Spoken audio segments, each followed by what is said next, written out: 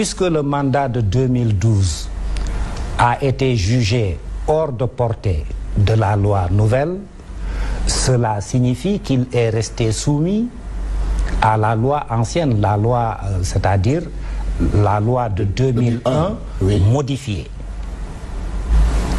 Alors, cette loi de 2001 modifiée prévoit que le mandat est renouvelable une seule fois. Oui.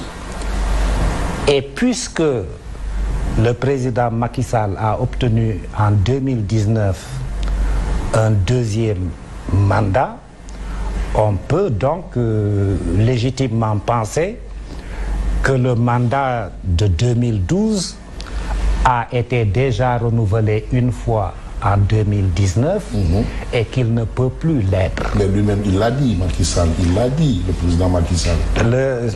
Il n'est pas dans ses attributions d'interpréter la loi. L'interprétation de la loi revient au Conseil constitutionnel, aux cours et tribunaux. Ça ne relève pas des attributions du président de la République. Donc, en ce sens, sa parole n'a pas de valeur juridique. Hein? Alors, je disais donc que l'on peut considérer que le président Macky Sall ayant eu un premier mandat en 2012, un deuxième mandat en 2019, on peut penser que le mandat de 2012 a été renouvelé une fois en 2019 et qu'il ne peut plus l'être. Mais ce raisonnement-là aussi se heurte à une objection, c'est que l'on ne peut pas considérer que le mandat de 2019 procède du renouvellement du mandat de 2012. Pourquoi? Pour la simple raison que les deux mandats n'ont pas la même durée. Dans la Constitution de 2001 modifiée, la durée du mandat est de 7 ans. Si en 2019, il est renouvelé, ce devrait être pour la même durée de 7 ans. Or, tel n'est pas le cas. Le mandat de 2019, sa durée est de 5 ans. L'on ne peut donc pas considérer que ce mandat de 2019-là procède du renouvellement du mandat de 2012. Et il faut donc considérer que le mandat de 2019 est un mandat autonome sans lien de dépendance logique nécessaire avec le précédent mandat, celui de 2012. Et puisque c'est un mandat autonome qui n'est pas lié au mandat de 2012, le décompte là aussi du nombre de 2 mandats consécutifs visés à l'article 27 nouveau ne peut commencer qu'avec le mandat de 2019, ça c'est clair. Hein?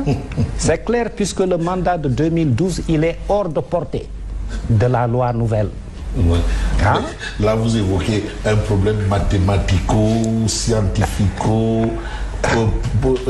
Je veux dire, vraiment, il y a vous savez, c'est toute une alchimie. Vous savez, j'ai l'habitude de dire que le droit, c'est beaucoup plus une question d'algèbre que de catéchèse. Hein? Expliquez-vous. C'est beaucoup plus une question d'algèbre que de catéchèse. Cela signifie tout simplement que l'interprétation de la règle de droit doit procéder d'une logique formelle. Et c'est pourquoi les mathématiques, spécialement l'algèbre, doit être un instrument très utile au service du droit. Hein? Les mathématiques constituent un outil. Hein? Le juriste doit pouvoir s'en servir. Hein? Mais quand on voit les postures, par exemple, des sommités comme le professeur Kader Boui, on peut quand même ne pas douter un peu de leur lecture de la chose. Eux qui considèrent, par exemple, que c'est terminé pour le président Macky Sall qu'il descende du train.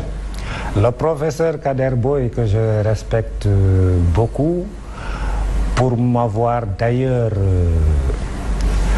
initié à la logique juridique.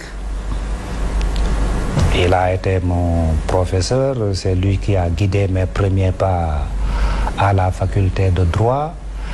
Et le cours de droit civil qu'il nous a dispensé en première année m'a été d'une très grande utilité. On a reproché à ce cours-là qu'il faisait beaucoup plus de philosophie que du droit. Pas à tort. Il faisait beaucoup plus de philosophie, que du droit. Et je pense que cette critique-là, elle était injustifiée parce que ceux qui ont suivi ces enseignements sont aujourd'hui férus de logique juridique. Et justement, en plus des mathématiques, il faut aussi s'aider de la philosophie du droit.